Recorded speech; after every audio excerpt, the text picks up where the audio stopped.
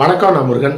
எதிர்க்கட்சி தலைவர் எடப்பாடி பழனிசாமி அவர்கள் திராவிட முன்னேற்ற கழகத்தினுடைய ஆட்சியில் ஒரு 5 லட்சம் கோடி ரூபாய் ஊழல் நடந்திருக்குது அப்படின்னு சொல்லிட்டு கவர்னர்களிடம் மனு கொடுத்துருக்கிறாரு. அதை பற்றி சுருக்கமாக பார்க்கலாம். வீடியோக்கு சப்ஸ்கிரைப் பண்ணி சேனலுடைய வளர்ச்சிக்கு உதவுங்க. கூடவே பெல் பட்டன் ஆன் பண்ணி வைங்க. அப்போ தான் சேனலில் போகிற வீடியோ உங்களுக்கு நோட்டிஃபிகேஷன் கிடைக்கும். சரி, இப்போ வீடியோக்குள்ளார போகலாம். தமிழகத்தினுடைய எதிர்க்கட்சி தலைவராக இருப்பவர் எடப்பாடி பழனிசாமி அவர்கள்.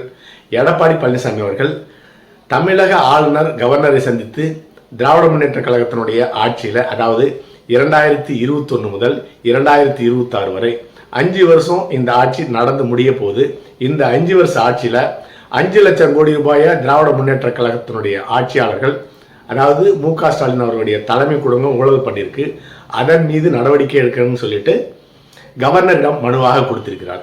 இது எப்படி இருக்குன்னு கேட்டிங்கன்னா, இது கவர்னருடைய மனு கொடுத்து கவர்னர் எந்த விதமான நடவடிக்கையும் எடுக்க போவதில்லை. அவருக்கு எந்த விதமான அதிகாரமும் கிடையாது. அந்த மனுவை மத்திய அரசுக்கு ஃபார்வேர்ட் பண்ணலாம். அதாவது மத்திய உள்துறை அமைச்சர் அமித்ஷா அவர்களுக்கு ஃபார்வேர்ட் பண்ணலாம். அதற்கு மேலே கவர்னருக்கு அதிகாரம் கிடையாது. எடப்பாடி கொடுத்த அந்த மனுவுக்கு எந்த விதமான பலனும் கிடையாது. திராவிட முன்னேற்ற கழகத்தினுடைய எதிர்க்கட்சியாகத்தான் பாரதிய ஜனதா கட்சி செயல்பட்டு கொண்டிருக்கிறது. அப்படி இருந்தும் கடந்த 4.25 வருஷமா 5 லட்சம் கோடி ஊழல் பண்ண திராவிட முன்னேற்ற கழகத்தினுடைய ஆட்சி மீது பாரதிய ஜனதா கட்சி எந்த விதமான பலமான நடவடிக்கையும் கிடையாது. ரெய்டு நடத்துவாங்க, அப்படியே நிறுத்துருவாங்க. இது தொடர்கதியாக இருந்து கொண்டிருக்கிறது. இப்ப எதிர்க்கட்சி தலைவர் எடப்பாடி பழனிசாமி அவர்கள் கவர்னரிடம் மனு கொடுத்தது ஒரு சம்பிரதாயம். தேர்தல் சமயத்தில் திராவிட முன்னேற்ற கழகத்தினுடைய ஊழல் அப்படிங்கிற ஒரு மிகப்பெரிய ஒரு சங்கதி இருக்குங்கிறத ஒரு நெரேட்டிவா செட் பண்றதுக்காக தான் இந்த மனு கொடுத்துருக்காங்க ஒழிய எந்த விதமான பலனும் அளிக்க போவதில்லை. காரணம் என்னன்னு கேட்டீங்கன்னா, திராவிட முன்னேற்ற கழகமும் பாரதிய ஜனதா கட்சியும் மறைமுகமாக கூட்டணி வச்சிருக்கிறது தான் அதற்கு காரணம். இந்த 2 கட்சியுமே மறைமுகமாக கூட்டணி வச்சு அண்ணா திராவிட முன்னேற்ற கழகத்தை அழிக்கணும் அப்படிங்கிறது தான் பாரதிய ஜனதா கட்சியினுடைய பிரதான நோக்கமாக இருக்கிறது. அதே போலவே பாரதிய ஜனதா கட்சி மற்றும் திமுக 2 கட்சிக்குமே ஒரே நோக்கம்தான். அது அண்ணா திராவிட முன்னேற்ற கழகத்தை என்ற கட்சியை அழிக்கணும் அப்படிங்கிறதுல மறைமுகமாக இந்த கூட்டணி வச்சிருக்கிறது தான் இதற்கு காரணமாக இருக்கிறது. உதாரணத்திற்கு கடந்த காலத்தில், அதாவது தற்பொழுது நடந்துட்டு இருக்க திராவிட முன்னேற்ற கழகத்தினுடைய ஆட்சியில் துரைமுருகன் அவர்கள் மணல் கடத்தல் பண்ணி ஒரு 6,500 கோடி ரூபாய் ஊழல் பண்ணதாக ஈடு ரெய்டு நடத்தியிருக்காங்க. ட்ரோன்லாம் வச்சு சேட்டலைட் மூலமாக எவ்வளவு ஆழத்திற்கு நீளத்துக்கு மணல் படுகையில் மணலை தோண்டி எடுத்திருக்காங்க அப்படின்னு சொல்லிட்டு ஒரு தெளிவான ரெய்டை நடத்தி விளக்கமும் கேட்டு எல்லா ஆதாரத்தையும் கைப்பிடிச்சு 2 வருஷம் ஆச்சு. எந்த விதமான நடவடிக்கையும் எடுக்கப்படவே இல்லை. அதற்கு காரணம் ஆதாரத்தை மட்டும் வச்சிருக்கிறாங்க. திராவிட முன்னேற்ற கழகத்தை பயமுறுத்தணும் அப்படிங்கிறதுக்காக தான் இந்த நிலைப்பாடை எடுத்திருக்காங்க. அடுத்ததாக, டாஸ்மார்க்ல ஒரு வருஷத்துக்கு 1 லட்சம் கோடி ரூபாய் ஏறக்குறைய ஊழல் பண்ணியிருக்காங்க திராவிட முன்னேற்ற கழகத்தினுடைய தலைமை குடும்பம். அனைத்து விதமான ஆதாரங்கள் இருந்தும் ஈடு ரெய்டு நடத்தி அந்த டாஸ்மார்க்கினுடைய இயக்குனர் விசாகன் அவர்கள் மூலமாக எல்லா ஒப்புதல் வாக்குமூலமும் பெறப்பட்டு இன்னும் 6 மாசத்துக்கு மேலாகுது. இன்னும் எந்த விதமான கைது நடவடிக்கையும் கிடையாது. குறிப்பா டாஸ்மார்க் ஊழல்ல துணை முதலமைச்சர் உதயநிதி ஸ்டாலினுக்கு மிகப்பெரிய தொடர்பு இருக்கிறது. அதுல சம்பாதிச்ச பணத்தை எல்லாம் சினிமாவில் போலியாக பினாமியை உற்பத்தி பண்ணி அதன் மூலமாக இன்வெஸ்ட் செய்யப்பட்டிருக்காங்க. இந்த அனைத்து ஆதாரங்களும் இருந்தும் இன்னும் ஒருவர் கூட கைது செய்யப்படவில்லை. எந்த விதமான மேல் நடவடிக்கையும் எடுக்கவில்லை. அடுத்ததாக, KN நேரு அவர்கள் போக்குவரத்து துறையில் வேலை வாங்கித்தாருன்னு சொல்லிட்டு 1,200 கோடி ரூபாய் ஊழல் பண்ணியிருக்காங்கன்னு சொல்லிட்டு உலகமே பேசிட்டு இருக்காங்க.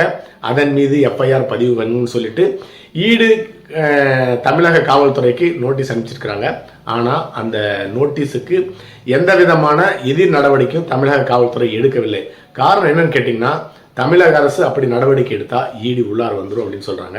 அது பொய்யான ஒரு சம்பவம். ஏன்னு கேட்டிங்கன்னா, ஈடி இந்த வழக்கை உயர்நீதிமன்றத்திலேயோ உச்ச நீதிமன்றத்திலேயோ தமிழக காவல்துறை அந்த ஊழலில் வழக்கு பதிவில் FIR பதிவு செய்யலன்னு சொல்லி கோர்ட்டுக்கு போயிருந்தா உடனடியாக 7 நாளில் 1000 கோடி ரூபாய் ஊழல் நடந்திருக்கிற ஊழல்ல ஏன் வழக்கு பதிவு செய்யலன்னு சொல்லிட்டு நீதிமன்றங்கள் FIR பதிவு செய்ய உத்தரவிடும். ஆனால் ஈடி கோர்ட்டுக்கே போகாததுக்கு காரணம் திராவிட முன்னேற்ற கழகமும் பாரதிய ஜனதா கட்சியும் மறைமுகமான கூட்டணி கூட்டணி வச்சிருக்கிறாங்க. இதை போல ஒரு ஆயிரக்கணக்கான ஊழலை சொல்லலாம். கடந்த 2021 முறை 26 வரை நடந்துட்டு இருக்க திராவிட முன்னேற்ற கழகத்தினுடைய ஆட்சி ஊழல். இப்படி அடுக்கடுக்கான ஊழல் நடந்து கொண்டிருக்கிறது.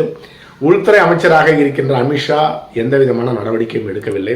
ஆனால் நடவடிக்கை எடுக்கலாம் பரவாயில்ல, திமுக ஒரு மிகப்பெரிய ஊழல் பண்ணியிருக்கு அப்படிங்கிற உண்மையை, ஒரு செய்தியை தமிழக மக்களுக்கு தேர்தல் சமயத்தில் அவங்க காதில் கொண்டு போய் சொருகணும் அப்படிங்கிறதுனால தான் எதிர்க்கட்சி தலைவர் எடப்பாடி பழனிசாமி அவர்கள் கவர்னரை சந்தித்து தன்னுடைய மனுவை கொடுத்திருக்கிறார். 4.5 லட்சம் முதல் 5 லட்சம் கோடி ரூபாய் ஆளும் திமுக ஊழல் பண்ணியிருக்குது, அதன் மேலே நடவடிக்கை எடுக்கணும்னு சொல்லியிருக்கிறாரு. இது செவடனுடைய காதில் சங்கு வச்சு ஊதறதுக்கும், அமித்ஷாவுடைய வீட்டில் ஒரு கூர்க்கா இருப்பார், செக்யூரிட்டி இருப்பார், அவர்கிட்ட இந்த மனு கொடுக்கறதும் சமமான ஒரு செயல் என்று எடுத்துக்கொள்ள வேண்டும். ஏன்னு கேட்டிங்கன்னா, அண்ணா திராவிட முன்னேற்ற கழகத்தினுடைய கூட்டணி கட்சின்னு சொல்லிட்டு பிஜேபி சொல்லிக்குது, அதிமுகவும் சொல்லிக்குது. ஆனால் எதிர்கட்சியாக இருக்கின்ற திராவிட முன்னேற்ற கழகத்தின் மீது நடவடிக்கை எடுக்க, கைது செய்ய ஆளும் கட்சியாக இருக்கின்ற, மத்தியில் ஆளும் கட்சியாக இருக்கின்ற பாரதிய ஜனதா கட்சி, அதுவும் தமிழ்நாடு முழுக்க, இந்தியா முழுக்க எல்லா எதிர்கட்சிகளையும் ஒடுக்கிய பாரதிய ஜனதா கட்சி தமிழ்நாட்டில் மட்டும் எது ஆளுங்கட்சியாக இருக்கின்ற தன்னுடைய எதிரியான திராவிட முன்னேற்ற கழகத்தின் மீது கைது நடவடிக்கை, வழக்கை தீவிரப்படுத்தும் நடவடிக்கையில் பாரதிய ஜனதா கட்சி முழு மனதோடு ஈடுபடவில்லை. அதற்கு காரணம், மத்தியில் ஆளும் பாரதிய ஜனதா கட்சிக்கு தனி பெரும்பான்மை கிடையாது. அதற்கு காரணம், மத்தியில் பாரதிய ஜனதா கட்சி தொடர்ந்து இன்னும் 4 வருஷத்துக்கு மேலே ஆட்சி செய்வதற்கு முழு ஆதரவு வேணும்னா, ஒன்று சந்திரபாபு நாயுடு நம்பியிருக்கணும், நிதிஷ்குமார், சந்திரபாபு நாயுடு நிதிஷ்குமார் 2 பேரும் கூட்டணி சேர்ந்து பாரதிய ஜனதா கட்சிக்கு ஆதரவு கொடுத்துட்டு இருக்காங்க. இவங்க 2 பேருமே எப்படிப்பட்டவர்கள் என்று உலகத்துக்கே தெரியும். நிதிஷ்குமார் 6 மாதத்துக்கு ஒரு கட்சி மாறுறவர். சந்திரபாபு நாயுடு அவர்கள் சொந்த மாமனாரே பலியிட்டு தான் அரசியலுக்கு வந்திருக்கிறாரு. இந்த 2 அரசியல் அறிஞர்களும் எந்த நேரம் வேணாலும் பாரதிய ஜனதா கட்சியினுடைய காலை வாரிவிட தயங்க மாட்டார்கள். அப்படி பாரதிய ஜனதா கட்சி ஆட்சி இழக்கும் நிலை ஏற்பட்டால் திமுகவினுடைய ஆதரவு தேவை. திமுக கூட்டணியில் 40 MP சீட் இருக்காங்க, மொத்தமாக தமிழ்நாட்டில் பாண்டிச்சேரியும் சேர்த்து. அப்படியே காங்கிரஸை கழட்டி விட்டா கூட 26 MPக்கள் இருக்காங்க திராவிட முன்னேற்ற கழகத்துக்கு. அந்த MPக்களை வச்சு மிச்சம் இருக்கிற மத்திய அரசனுடைய ஆட்சியை முடிக்கணும் அப்படிங்கிறதுக்காக தான் திராவிட முன்னேற்ற கழகத்தினுடைய ஊழல் மீது மத்திய உள்துறை அமைச்சர், அதாவது பாரதிய ஜனதா கட்சி எந்த விதமான நடவடிக்கையும் எடுக்கவில்லை அப்படிங்கிறது தான் உண்மை. அதற்போலவே அண்ணா திராவிட முன்னேற்ற கழகத்துடன் கூட்டணி வச்சே அந்த கட்சியை ஒழிக்கணும் அப்படிங்கிறது தான் திராவிட முன்னேற்ற கழகத்தினுடைய எண்ணம் அப்படின்னு சொல்லிட்டு நம்ம திரும்பி சொல்லிட்டு இருக்கோம், திருப்பி சொல்லிட்டு இருக்கோம். அதற்கு காரணம், தமிழகத்தில் இரண்டாவது இடத்தை பிடிக்கணும் அப்படிங்கிறது தான் பாரதிய ஜனதா கட்சியினுடைய நிலைப்பாடாக இருக்கிறது. ஒன்று திமுக முதலிடத்தில் இருக்கணும், இல்லைன்னா பாரதிய ஜனதா கட்சி முதலிடத்தில் இருக்கணும். தமிழ்நாட்டில் இந்தியா முழுக்க அந்த இடத்தை அடைஞ்சிட்டாங்க பாரதிய ஜனதா கட்சி. தமிழ்நாடு தான் கடைசியாக இருக்குது. 2வது இடத்துல இருக்கிற திமுகவோ இல்லை அண்ணா திமுகவோ, இந்த 2 கட்சியில் ஒரு கட்சியை ஒழிச்சாதான் தமிழ்நாட்டில் 2வது இடத்திற்கு பாரதிய ஜனதா கட்சி வர முடியும். அதனால திமுகவை இப்போது அழிக்க தேவையில்லை, தொட தேவையில்லை. ஏன்னா 24 MP வச்சிருக்காங்க. அவர்களுடைய ஆதரவு இன்னும் 3 வருஷத்துக்கு 4 வருஷத்துக்கு பாரதிய ஜனதா கட்சிக்கு தேவை. அதனால கூட்டணி வச்சே கூட இருந்தே அண்ணா திராவிட முன்னேற்ற கழகத்தை குழி பறித்து சாகடிக்கணும் அப்படிங்கிற முயற்சியில தான் அமித்ஷா அவர்கள் ஈடுபட்டு கொண்டிருக்கின்றார். அதே போலவே இன்னும் 4 மாதம் தான் இருக்குது. 4 மாதத்தில் யார் கைது செய்ய போகிறாங்க? முதலமைச்சரை கைது செய்ய முடியுமா? துணை முதலமைச்சரை கைது செய்ய முடியுமா? அமைச்சர்களை வேண்டுமானால் கைது செய்யலாம். ஆனால் 5 லட்சம் கோடி ரூபாய் முழுசாக ஊழல் பண்ணி துபாயிலையும் வெளிநாட்டிலையும் முதலீடு செய்து கொண்டிருக்க திராவிட முன்னேற்ற கழகத்தினுடைய தலைமை குடும்பத்தை அவ்வளவு எளிதாக கைது செய்து சிறையில் அடைச்சிட முடியாது. காரணம், குறுகிய காலம் தான் இருக்குது தேர்தல் நேரத்தில். அதுவும் ஒரு செட்டிங்க்கு 1 கோடி 2 கோடி ரூபாய் ஃபீஸ் வாங்குற நீதிபதிகளை, வழக்கறிஞர்களை வச்சு உச்ச நீதிமன்ற நீதிபதிகளுக்கே பணத்தை கொடுத்து ஜாமீனில் வெளியே வந்துடுவாங்க திமுகவினுடைய தலைமை குடும்பம். நேரடியான கூட்டணி வைத்துக் கொள்ளும்.